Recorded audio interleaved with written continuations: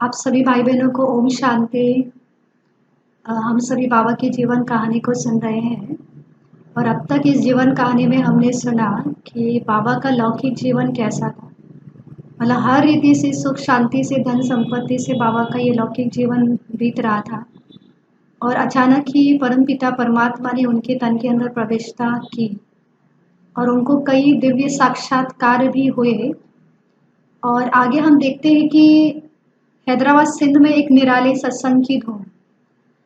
दादा की जो लौकिक बहू थी ब्रजेंद्रा दादी, वो सुनाते हैं कि अभी दादा ने बाहर घूमना जाना भी बंद कर दिया था और घर के हम सभी छोटे बड़े जो सदस्य थे वो सारे बैठ जाते और दादा हमको आत्मा का ज्ञान सुनाते थे। और उस ज्ञान के अंदर इतनी शक्ति थी कि वो सुनकर के हमारे मन के अंदर वो सहज धारण होता था।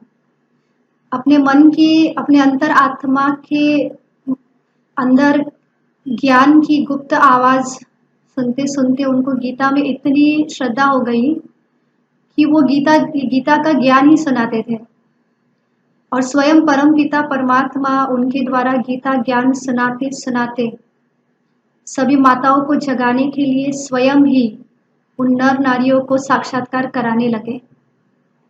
तो उस सत्संग में जो भी सम्मिलित होता था उनको कई प्रकार के साक्षात्कार होते थे, जैसे श्री कृष्ण का साक्षात्कार, आने वाली नई दुनिया का साक्षात्कार, सृष्टि के महाविनाश का साक्षात्कार होता था।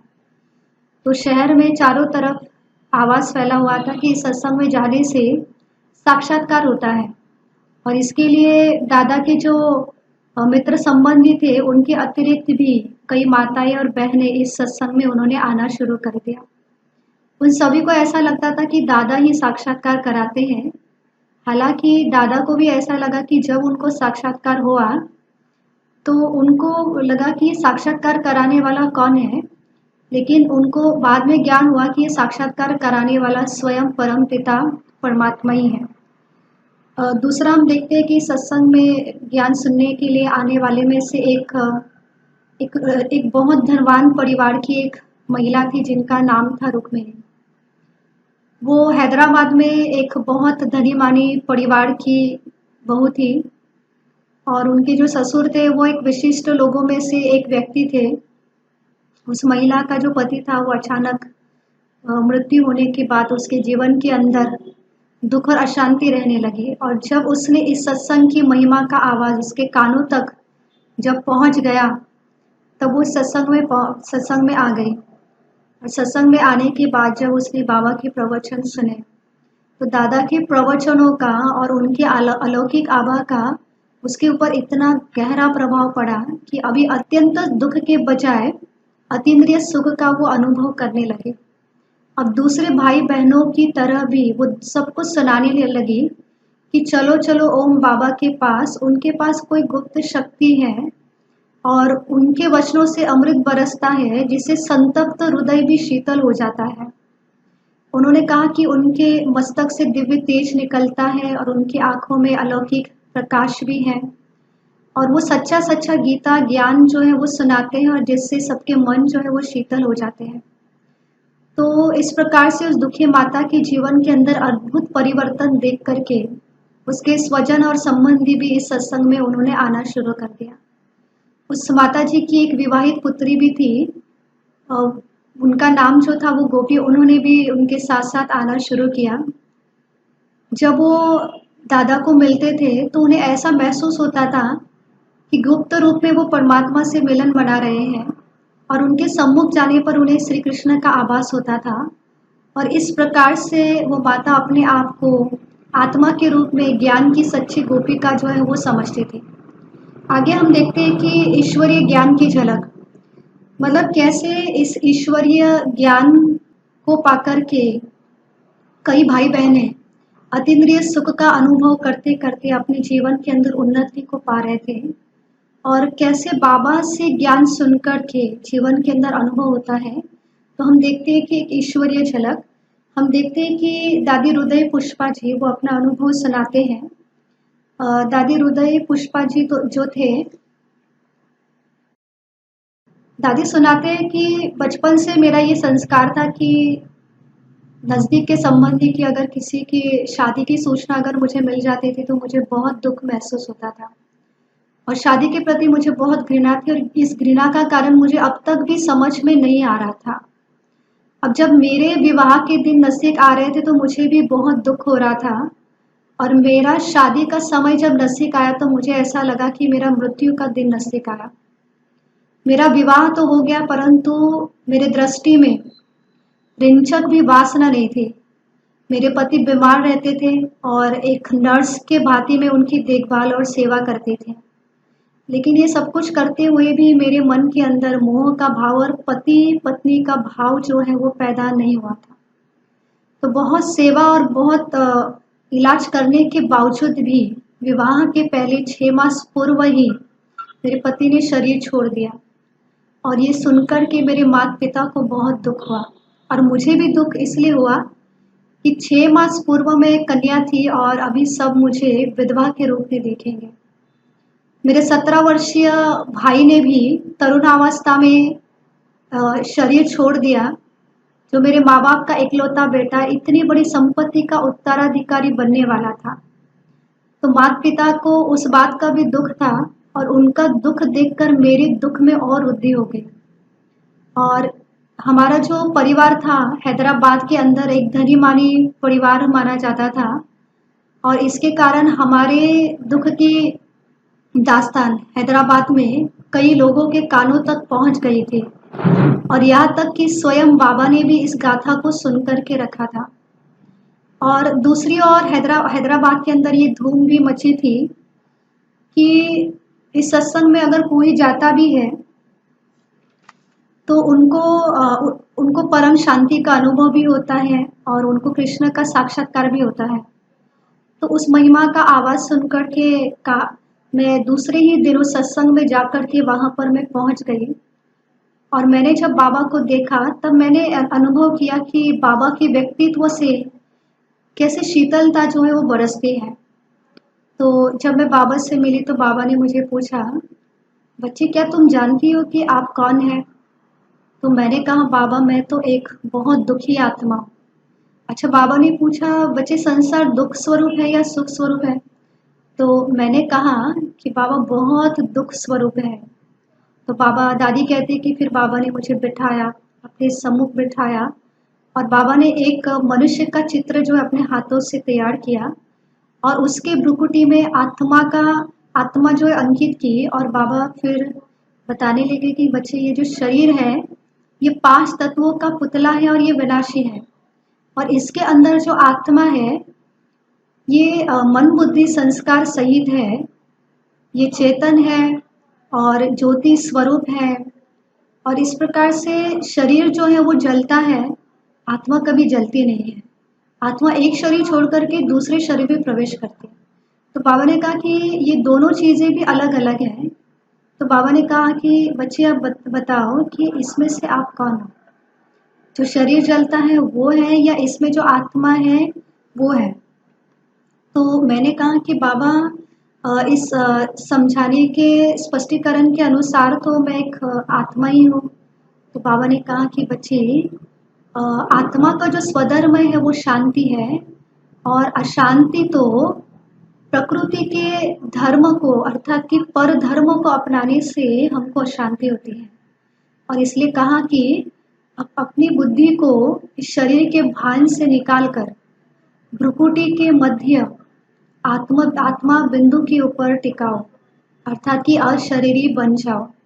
अपने आप को देखो कि मैं कौन हूँ, मैं देह नहीं हूँ, मैं एक आत्मा और मुझ आत्मा का जो धर्म है स्वधर्म जो है वो शांति है। तो मैं शांत स्वरूप आत्मा हूँ। तो बाबा कहने लगे कि देखो देखो बच्चे तुम्हारा जो स्वधर्म है वो कितना शांत स्वरूप है, तुम एक आत्मा हो।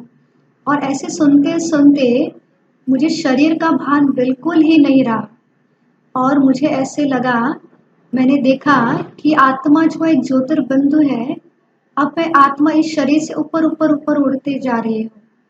अब कुछ देर के बाद जैसे आत्मा की विस्मृति में आत्मा की जैसी विस्मृति हो रही थी तब मुझे स्मृति में आया कि जैसे बादल के दूर होने से चांद दिखाई देता है। ऐसे अज्ञान का पर्दा दूर होने से हमें बहुत खुशी होती है। तो आज मुझे इस बात की खुशी हुई कि मैं एक शांत स्वरूप आत्मा थी। और दादी सुनाती है कि इस अवस्था में मैं लगभग 2 घंटे रही। मतलब ये ऐसी आत्म समाधि की और आत्मनिष्ठा अवस्था थी कि जिसके अंदर मैं 2 घंटा टिकी रही।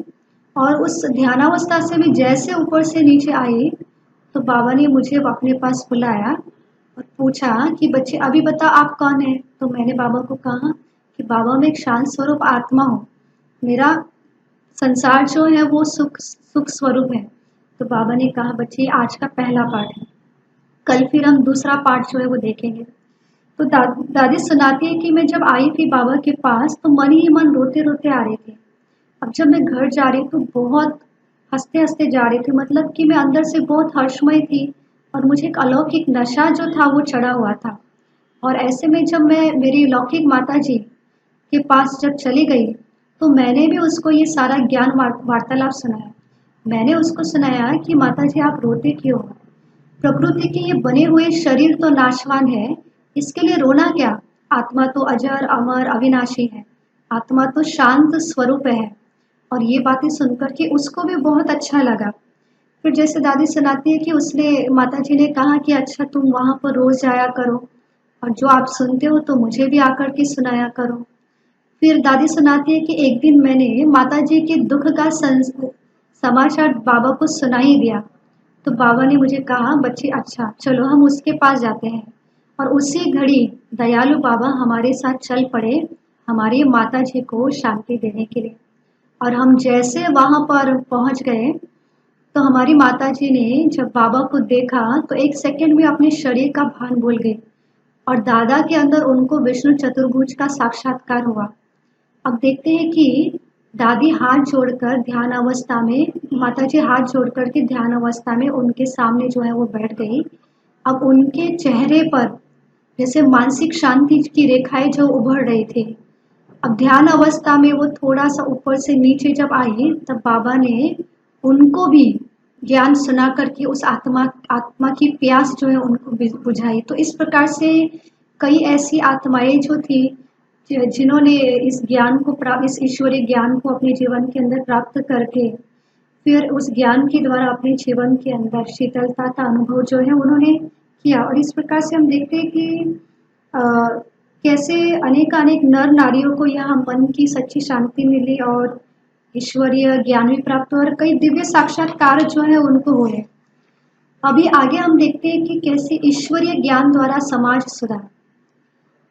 सिंध में एक रिवाज था कि किसी नजदीक के संबंधी का अगर देहांत हो जाता है तो कोई शरीर छोड़ देता है तो वहां पर जो माताएं थी वो मिट्टी से सने हुए मैले कुचले कपड़े पहनती थी और स्यापा करती थी और साथ साथ वो रोती पीटती रहती थी। तो दादी सुनाती है कि हमारी लौकी माता जी का हाल भी कुछ इस प्रकार से था कि वो भी मैले कुचले कपड़े पहन करके रोती रहती थी। लेकिन जब उसने बाबा का ज्ञान सुना तो उस ज्ञान का उसके ऊपर इतना गहरा प्रभाव पड़ा कि उसने लोक लाज आसुरी मर्यादाएं और कुरीतियों को तोड़ करके समाज के अब वो आत्मा के सुख में जो है वो रहने लगे।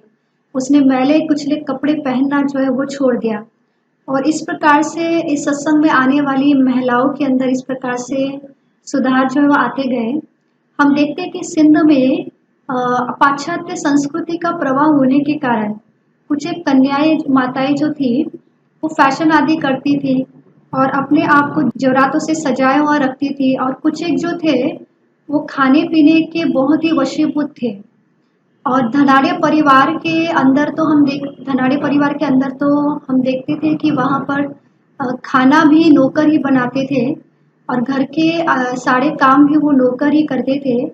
अब जब उन कन्याओं और माताओं ने ओम बाबा के पास सत्संग में जब आना शुरू कर दिया तब उनके अंदर इतना परिवर्तन आया कि अब उन्होंने फैशन करना छोड़ दिया, अपने आप को आभूषणों से भी सजाना छोड़ दिया। उनके जीवन के अंदर बहुत सादगी आई। अब वो सारा काम अपने हाथों से करने लगे और इस प्रकार से उनका भोजन के ऊपर भी कंट्रोल आया क्योंकि वहाँ पर कर्म इंद्रियों को कैसे वश करना है तो ये ज्ञान भी बाबा जो है वहाँ पर देते थे। और इस प्रकार से उस सत्संग में आने वाली जो माताएं थी, अब उनका मन दहेज प्रथा और बनावटी श्रृंगार से ऊपर उठ चुका था। और इसके लिए हम देखते हैं कि कैसे उनके जीवन के अंदर सुधार देख करके सिंध में और खास विशेष हैदराबाद के अंदर जो लोग थे, उनके मन में उस सत्संग के प्रति बहुत ही आदर भावना थी। तो वो कहने लगे कि कई शताब्दियों से जो कुप्रथाएं और कुरीतियां चल रही थी, उसको कोई तोड़ नहीं सका, लेकिन ओम मंडली ने और ओम बाबा ने उन माताओं को इन बंधनों से छुड़ा दिया। और हम इस प्रकार से इस सत्संग की इतनी ख्याति बढ़ती गई चारों तरफ कि ये ख्याति सुनकर के, महिमा सुनकर के कई कुटुंब वाले अपनी बहनें और अपनी कन्याओं को, बहू बेटियों को इस सत्संग के अंदर जो है उन्होंने भेजना जो है वो शुरू किया। फिर हम देखते हैं कि कैसे अभी हमने जैसे दादी हृदय पुष्पा का जैसे अपने जीवन का अनुभव सुना, अभी सत्संग के अंदर और एक जैसे बात आगे हम देखते हैं कि सत्संग के अंदर ओम राधे का शुभागमन हो गया। हैदराबाद के अंदर सभी ज्ञान से लाभ ले ही रहे थे, लेकिन इस सुंदर सत्संग के अंदर कुछ एक कन्याएं माताएं और उनके अंदर एक सुंदर कुमार, उनके उस ग्रुप के अंदर एक और कुमारी थी, विशिष्ट कुमारी, जिनका नाम था राधे। और आगे चल कर के वो ओम राधे के नाम से प्रसिद्ध हो गई थी। वो अपने माता जी के साथ इस सत्संग में और बाबा से मिलने आई थी। वो बहुत ही शिष्ट, प्रभावशालिनी और चमत्कारिक बुद्धि वाली थी। उनकी शोभा और दिव्य गुणों से ऐसे महसूस होती कि वो जैसे कोई देवी है, या तो दिव्य लोक से ऊपर से उतरकर इस धरा पर जैसे कि वो साकार हुई है। और उनके ऐसे कई उनके अंदर गुण थे कि जैसे बताते हैं कि कॉलेज में भी वो प्रथम श्रेणी का नंबर जो है वो लेते थे। जैसे वादन कला में भी वो कुशल हस्त थी और गायन कला में भी वो अलौकिक थी। जब उन्होंने बाबा के मुख कमल द्वारा गीता का सच्चा ज्ञान सुना, तो उनका जो चित्त है वो आनंद से भरपूर हुआ। और इस आनंद की अवस्था में उनको सांसारिक सुख जो है वो बहुत तुच्छ महसूस होने लगा। और शीघ्र ही उन्होंने अपने जीवन का निर्णय ले लिया कि मुझे आजीवन ब्रह्मचर्य व्रत का पालन करना है और अपने आप को संपूर्ण रीति से ज्ञानामृत पीने और पिलाने के कार्य में जो है वो लगा देना है। फिर देखते हैं कि जब उन्होंने दादा को पहली बार देखा, तब उन्हें ऐसे लगा कि दादा जो है वो निराले व्यक्ति है और उनका जो मस्तक है वो मणि की तरह चमक रहा है, उनकी आंखों में एक दिव्य तेज है। और जब वो ओम ध्वनि करते हैं तो उस ओम ध्वनि में इतना आकर्षण था कि सुनने वाले अपनी देह की सुध भूलकर आत्मिक स्वरूप में स्थित हो जाते थे। और इस प्रकार से राधे जी ने अपने अनुभव के आधार पर एक गीत भी बनाया और पूरी सभा के अंदर वो गीत जो है वो मधुर स्वर में सभी को उन्होंने जब सुनाया तो सभी वो सुन करके झूमने लगे।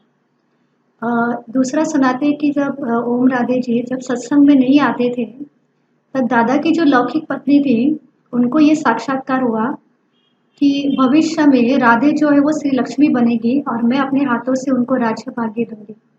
तो उस समय उसका अर्थ उनको समझ में नहीं आया, लेकिन जब ओम राधे ने सत्संग में आना शुरू किया तो उस समय बाबा ने कहा कि विश्व ड्रामा के अंदर राधे का जो पाठ है वो बहुत ऊंच है। ज्ञान की और दिव्य गुणों की धारणा के आधार से और सहज राज्यों के अभ्यास के फलस्वरूप वो भविष्य में श्री लक्ष्मी बनेंगे। और फिर आगे चलकर ऐसे हुआ, जो बाबा जो ज्ञान सुनाते थे तो ओम राधे जी उसको सुन कर के धारण करती थी और जिनको भी वो ज्ञान सुनाती थी वो बहुत हर्षित मुख जो है हो जाते थे। और इस प्रकार से हम देखते हैं कि कैसे आगे चल कर के फिर हम देखते हैं कि लौकिक संबंधियों पर भी ज्ञान का रंग। तो अब तक ओम राधे जी की हमने बात सुनी, लेकिन हम देखते हैं कि इस ईश्वरीय परिवार में कहो या ईश्वरीय सत्संग के अंदर जैसे कई लोग थे जो ईश्वरीय ज्ञान से लाभान्वित हो ही रहे थे, लेकिन साथ साथ दादा ने अपने लौकिक संबंधियों को भी इस ज्ञान के रंग में रंगाने के लिए वो प्रयत्नशील रहे। और दादा को इस उक्ति के ऊपर विश्वास था कि खैरात घर से शुरू होनी चाहिए। और इसके लिए दादा की जो लौकिक पत्नी थी और जो बहू थी, वो तो धर्मपरायण भक्ति भाव से भरपूर थे। और ये ईश्वरीय ज्ञान सुनकर के अपनी आत्मा को भरपूर करने पुरुषार्थ में वो लोग तत्पर भी थे। अब दादा का ध्यान जो है जाता है अपनी लौकिक बड़ी पुत्री के ऊपर, जो ज्ञान मिलने के पूर्व के समय पर दादा ने उसका जो विवाह है, अपनी पुत्री का विवाह सिंध में एक मानवर और धनाढ़ मुखिया के घराने में कराया था। जब दादा को ईश्वरीय ज्ञान प्राप्त हुआ और साक्षात्कार हुए, उसके बाद उनके मन में ये ख्याल चलता था कि मैंने ही उसको काम वासना के संबंधित अर्थात कि विवाह में मैंने उसको दे दिया, तो उसके इस जीवन में उसके पतन की जो जड़ है, पतन का जो कारण है, निमित्त है, वो मैं हूँ। और इसके लिए अब मेरा कर्तव्य बनता है कि मैं उसको इस पवित्रता के मार्ग पर जो है वो ले चलूं। तो दादा का ये शुभ संकल्प था। और दादी सुनाती कि कैसे दादा का शुभ संकल्प जो है आगे चल कर के पूरा हुआ। दादा की जो लौकिक पुत्री थी, बड़ी पुत्री, जो निर्मल शांता दादी के नाम से प्रसिद्ध थी, और इस ईश्वरीय संस्था की वो संयुक्त मुख्य प्रशासकिका भी रही हुई।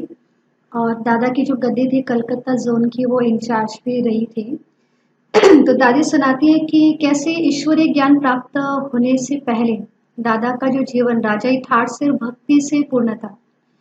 परंतु जब इसलिए दादा ने मेरा जो विवाह है वो सिंध के अंदर बहुत ही बड़े घराने में मुखिया के घर में कराया था। और मेरे ससुराल में मुझे कोई भी चीज़ की कमी नहीं थी, हर प्रकार का सुख था और उसी सुखों में मैं मस्त रहती थी। और भक्ति पूजा पाठ करना इस तरह मेरा कोई खिंचाव ही नहीं था। और जब मैं कन्या थी और बाबा के पास रहती थी तभी भी मेरा जीवन बहुत सुखी था और कोई भी चीज़ की बाबा हमें कमी नहीं करने होने देते थे। और बहुत प्यार से बाबा हम बच्चों की पालना जो है वो करते थे। लेकिन मैंने अब देखा कि पिताश्री के अंदर जब स्वयं परम पिता परमात्मा की प्रवेशता हुई, तब उनका ध्यान जो है वो हमारी तरफ से हट गया। तो मैंने देखा कि कैसे बाबा एक अलौकिक मस्ती में मस्त रहते थे, हमारे लिए जैसे कि वो एक विरक्त साधु ही थे। मैं जब भी मेरे माता पिता मुझे मिलते थे तो दोनों हमेशा मुझे ज्ञान ही सुनाते थे, क्योंकि उनके मन में ये संकल्प था कि ये भी इस ईश्वरीय मार्ग पर चले, इस ईश्वरीय आनंद से ये भी क्यों वंचित रहे। इस प्रकार से उनका जो शुभ संकल्प था, आखिर उनकी विजय हुई। तो दादी सुनाते हैं कि एक दिन त्योहार था और उस दिन बाबा ने मुझे भोजन के लिए बुलाया था। और जब भोजन के लिए बुलाया था तो मैंने वहाँ जाकर के देखा कि कई माताएं और कन्याएं जो थी वो ज्ञान सुना रही थी, और उसमें से कई माताएं जो है वो रास कर रही थी। तो वो रास देख करके अच्छा नहीं लगा, लेकिन मैंने सोचा कि जो माताएं रास कर रही थी, उन माता उसमें भली भांति परिचित थी, लेकिन जिस प्रकार से इस समय वो रास कर रही थी तो उसको देख करके मुझे ऐसा लगा कि ये ऐसे दिव्य रास और अद्भुत रास, इस कला का कोई विशेष तज्ञ भी इसको नहीं सिखा सकता, नहीं करा सकता है। अब वो माताएं जिन्होंने कभी ये रंग ढंग सीखा ही नहीं, तो इस प्रकार की रास वो कैसे कर सकती। लेकिन मेरे मन में आया कि हो ना हो, ये अभी संसार के भान में, संसारिक दुनिया में अभी वो नहीं है। तो दिव्य चक्षु द्वारा, दिव्य दृष्टि द्वारा वो श्री कृष्ण या दिव्य लोक की रास देखते हुए उसे बहुत तन्मयता से वो उसे करने में वो तत्पर रही हैं। और जैसे मैंने देखा कि उनके चेहरे के ऊपर बहुत ही उनके चेहरे पर प्रभु प्रेम, शांति और सात्विकता की रेखाएं उभर रही थी। और जब मेरा उसके ऊपर ध्यान गया तो मुझे ऐसा लगा कि ये प्रभु प्रेम का सुख लूट लूट कर कृत्य हो रही है। तो जब वो इस ध्यानावस्था से जब वो थोड़े ऊपर से नीचे आई, तो मुझे ऐसा लगा कि मैं इनका जो अनुभव है सुनूं। तो इनका अनुभव सुनने की जब मैंने प्रकट की और जब मैंने उनको उनका अनुभव सुनाने के लिए निवेदन किया, तब मैंने देखा कि अभी तक भी उसी अलौकिक मस्ती में थे और वो आवाज़ में आना नहीं चाहते थे। और इसलिए वो एक ने बहुत धीमे स्वर में मुझे कहा कि अच्छा कल बताऊँगी। अब मुझे अंदर जिज्ञासा रही कि मुझे ये जो अनुभव ये सुनना है, और इसलिए घर जाते समय मैंने बाबा को कहा कि बाबा कल मैं आऊँगी, आप मेरे लिए कार भेजना। बाबा ने कहा अच्छा बच्ची कल देखा जाएगा। तो बाबा का ऐसा उत्तर सुनकर के मुझे अच्छा नहीं लगा कि दादा ने ऐसा क्यों कहा, क्योंकि मैं बहुत नाज़ों से पली हुई थी। और ये सुनकर के मुझे ऐसा लगा कि मेरा अपमान हुआ, और अज्ञानता के वश मुझे फिर क्रोध भी आ गया। और जब हम गाड़ी से बैठ कर के जब मैं ससुराल जा रही थी, तो मुझे वो सारी बातें आ रही थी कि अगर मैं दादा से बाबा से अगर मैं आसमान के तारे भी अगर मांग लूँ तो वो कभी ना नहीं करते थे। वो भी तो वो तोड़ कर के भी मुझे देते थे, लेकिन आज बाबा ने मुझे ऐसा जवाब क्यों दिया। और जब गाड़ी से वो उतर कर जा रहे थे, तब दादी ने बाबा को कहा कि बाबा अच्छा कल कार आप कार नहीं भेजना। गुस्से में आकर दादी ने ऐसे बाबा को कहा। तो बाबा ने कहा बच्चे क्या तुम जानते हो कल क्या होने वाला है? तो मैंने कहा जो होगा सो होगा, कल देखा जाएगा। और ऐसे गुस्सा करके मैं चली गई। अब जब रात्रि को मैं सो गई, तो रात के 2 ढाई बजे होंगे, तो मैंने एक दिव्य लाइट तेज लाइट देखी, और सामने बाबा खड़ा है। तो मुझे ऐसा लगा कि मैं बाबा से मिलकर आई हूँ, और इसके लिए फिर बाबा सामने आ रहे होंगे। थोड़े समय के बाद मुझे वही वही साक्षात्कार जो है वो होने लगा, और मुझे कुछ समझ में ही नहीं आ रहा था। फिर जब मैं सो गई, तो वापस मेरी आँख जो है नींद जो है वो खुल गई। तो मैंने क्या देखा कि सामने बाबा खड़े हैं, और बाबा के बाजू में श्री कृष्ण खड़े हैं। तो बाबा का रूप जो इतना आकर्षणमय था, और बाबा मधुर स्वर स्वर से बोल रहे थे कि बेटी जागो, तुम्हें विश्व के कल्याण का कार्य करना है। अब बाबा के वो जो महावाक्य थे, वो दिव्य बाण की तरह मेरे मन में लग गए, और उस समय मेरे जीवन के अंदर एक बहुत बड़ा परिवर्तन जो है वो आया। इस प्रकार से दादी सुनाती, और उसी समय मैंने बाबा की उंगली पकड़ी और बाबा को कहा कि बाबा मैंने आपको पहचाना नहीं, अभी आप जो कहेंगे मैं वो करने के लिए तैयार हूँ। दादी सुनाती है कि जब सुबह हुई, प्रातः का समय था, नींद से जब उठी, तब वही दृश्य बार बार मेरे मन के सामने आते जाते रहे थे। मतलब मुझे ईश्वरीय आकर्षण जो है वो बना हुआ रहा था, और ऐसे में लग रहा था कि मैं अभी बाबा से जाकर के मिलूं। लेकिन मैं जल्दी जल्दी बाबा से मिलने के लिए तैयार हो रही थी, परंतु शारीरिक कष्ट ऐसा हुआ कि मैं जाना चाहते हुए भी नहीं जा सकती। तब उस समय मुझे बाबा के महावाक्य याद आए कि अच्छा बच्ची कल क्या होगा वो देखा जाएगा। अब बार बार वो बात मुझे याद आ रही थी। मतलब कि साधारण तन में आए हुए भगवान को पहचाना नहीं, बाबा को बहुत साधारण सा रूप था, और हमने उसको पहचाना नहीं, उस शक्ति को नहीं जाना कि कौन सी शक्ति उनके द्वारा कार्य करती है। फिर अस्तु सायंकाल के समय पर स्वयं बाबा ही मेरे पास आए। जब मैंने बाबा को इन आंखों से देखा, तब मेरे आंखों में प्रेम के आंसू, पहचान के और पश्चाताप के आंसू जो है वो आ रहे। फिर मैंने बाबा को गले लगाया, और बाबा को कहा कि बाबा अभी जो आप कहेंगे मैं वैसा ही करूँगी। तो इस प्रकार से हम देखते हैं कि दादी सुनाती है कि मेरे जीवन के अंदर जो है वो एक नया मोड़ आया। फिर दादी सुनाती है कि कैसे दादा कश्मीर के अंदर गए। कईयों के जीवन के अंदर ज्ञान का परिवर्तन लाने के बाद दादा एकांत के लिए कश्मीर चले गए, और उनके साथ उनका दादा परिवार सहित कश्मीर में चले गए थे। और फिर दादा का जो पुराना मकान था, वहाँ पर उनके मित्र संबंधी और माताएं बहनें, जिनकी आत्म जागृति आत्म ज्योत जगी हुई थी, अब वो सभी मिलकर के उनके मकान में बैठ कर के रोज ज्ञान वार्तालाप करते थे। दादा कश्मीर में बैठ कर के पत्र व्यवहार करते थे। तो उसमें विशेष जो है ध्यानी, किकली, रुक्मिणी, राधे, गोपिका, इन माताओं के विशेष नाम जो है वो थे।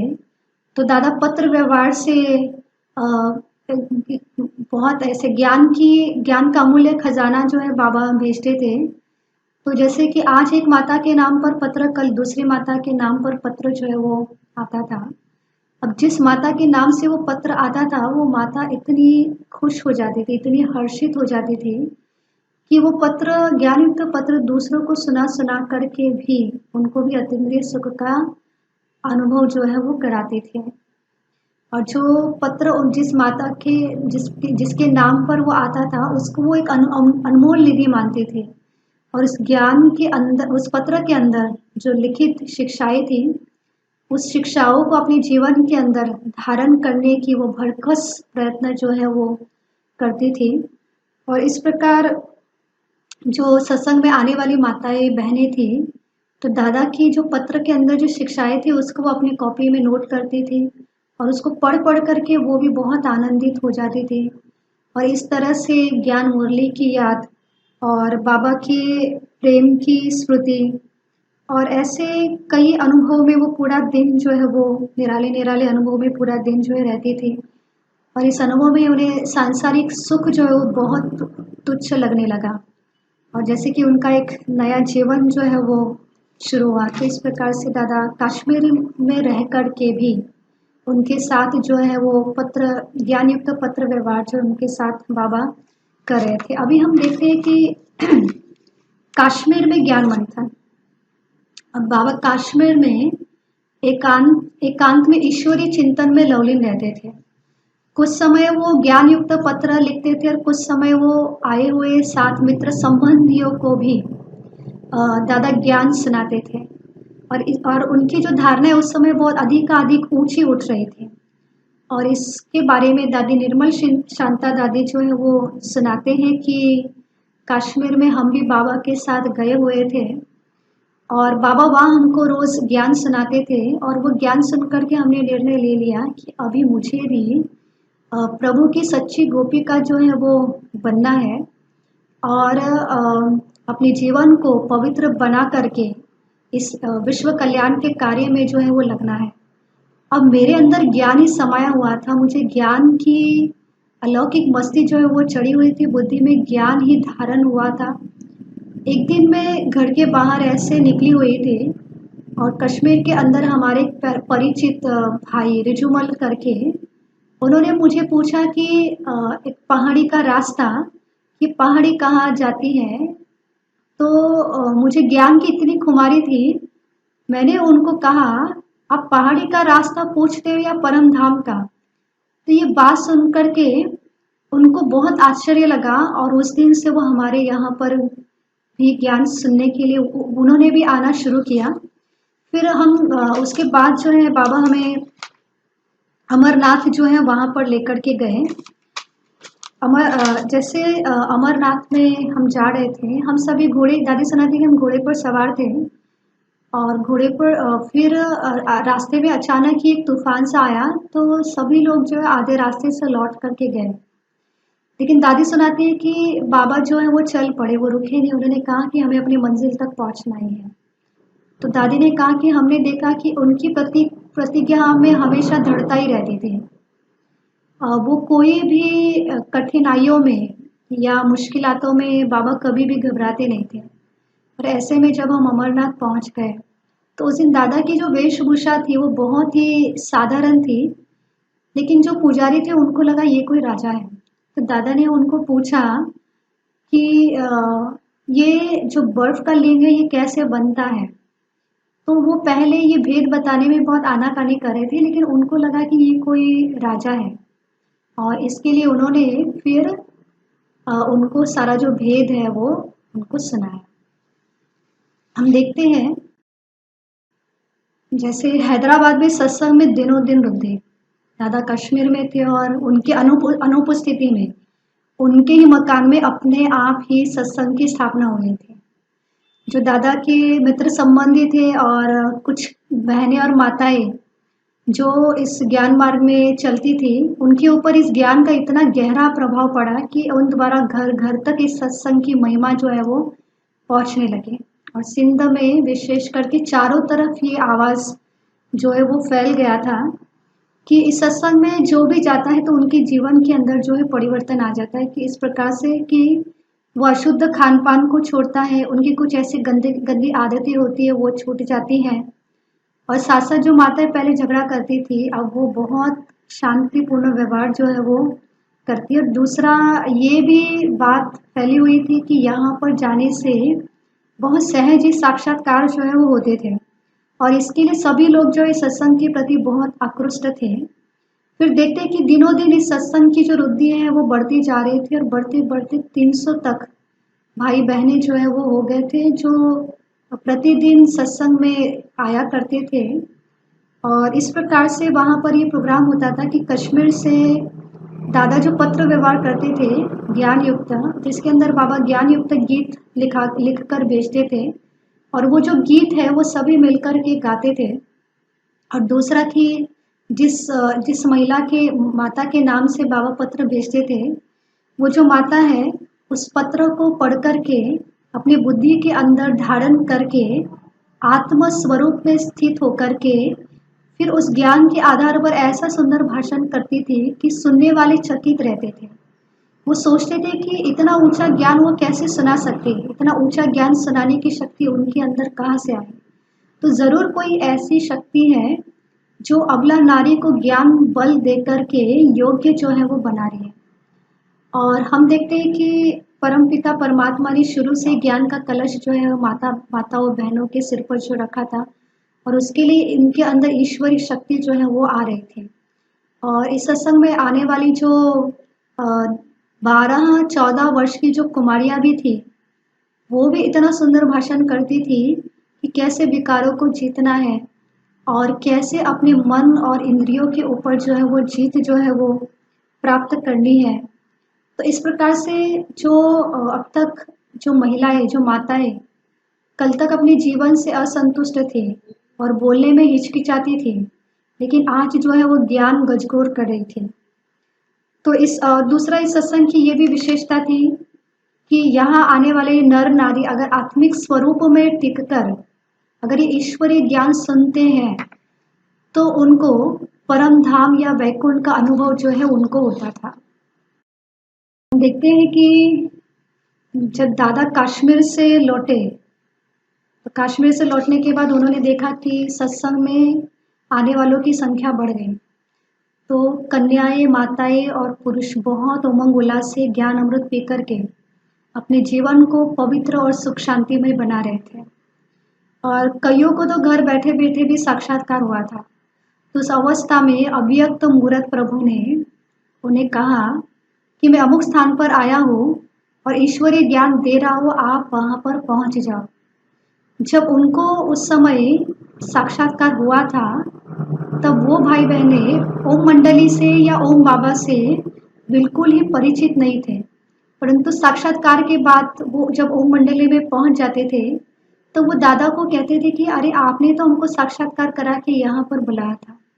अब वो सुनकर के दादा सोच में पड़ जाते थे। फिर धीरे धीरे दादा को अपने अंतर आत्मा में ये प्रेरणा मिली कि कैसे स्वयं परम पिता परमात्मा जो अपना गुप्त कार्य जो कर रहे हैं उन द्वारा, अर्थात कि दादा द्वारा और माताओं के द्वारा, और आगे चलकर भी मनुष्य मात्र के कल्याण के लिए ये कार्य जो है वो होना है। तो इस प्रकार से हमने आपको पहले भी बताया कि जब दादा कश्मीर में थे और दादा की अनुपस्थिति में कई ऐसे भाई बहनें थे जिन्होंने सत्संग में आना शुरू कर दिया। अब जब दादा कश्मीर से लौटे तो उन भाई बहनों ने पहली बार जब बाबा को देखा या प्रथम मिलन में जब वो बाबा से मिले, तब उनको ऐसा अनुभव होने लगा कि दादा के हम जैसे लौकिक बच्चे और बच्चियां हैं। उन्होंने देखा कि दादा का जो शरीर है वो बहुत ही न्यारा शरीर है और उनका जो मस्तक है वो ज्ञान सूर्य की प्रकाश की तरह चमक रहा है और उनके नयन जैसे तेजोमय, उसमें से ज्योति की किरणें निकल रही हैं और उनको देखते ही औरों के मन के ऊपर शीतलता जो है वो छा जाती है। और दादा की शारीरिक बनावट भी इस प्रकार से थी कि जैसे साधारण रूप में श्री नारायण जो है वो खड़े हैं और अन्य पुरुषों की तुलना में भी उनकी कांति ऐसी थी कि जैसे सितारों में कोई चांद है। तो इस प्रकार से उनको देख कर के या फिर दादा की दृष्टि जैसे उनके ऊपर पड़ती है तो उनको दिव्य दृष्टि, कई भाई बहनों को दिव्य दृष्टि प्राप्त जो है हो जाती है और उन्हें श्री कृष्ण का या फिर वैकुंठ का साक्षात्कार हो जाता है। तो दादा के तन में, रुद्र तन में उनको श्री कृष्ण जो है वो दिखाई देते थे और इसके लिए कई बार वो उनको जोर से पकड़ लेते थे। तो उनसे छुटकारा पाने के लिए दादा जो है कहीं छिप जाते थे, परंतु जिन जो दिव्य चक्षु से साक्षात्कार करते हैं तो उनके उनके चर्म चक्षु बंद होते हुए भी वो उनको ढूंढ लेते थे और इस तरह से दादा के तन में आए हुए साक्षात्कार के रूप में जैसे वो अव्यक्त श्री कृष्ण को देखते थे और उनके साथ वो रास जो है वो रचाते थे, खूब आनंद का जो लाभ है वो अनुभव जो है वो करते थे। तो इस प्रकार से हमने देखा कि कैसे दादा की अनुपस्थिति में भी सत्संग जो है दिनों दिन वृद्धि को पाता जा रहा था और कैसे परमात्मा उनके तन में आकर के गुप्त रीति से कार्य जो वो कर रहा था। और आगे चल कर के हम देखेंगे कि कैसे परमात्मा से जो है पितृत्व स्नेह जो है छोटे बड़े बुजुर्ग जो है वो अनुभव करते हैं।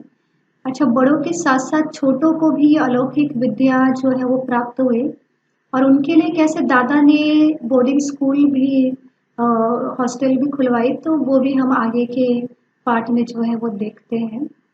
अच्छा, ओम शांति।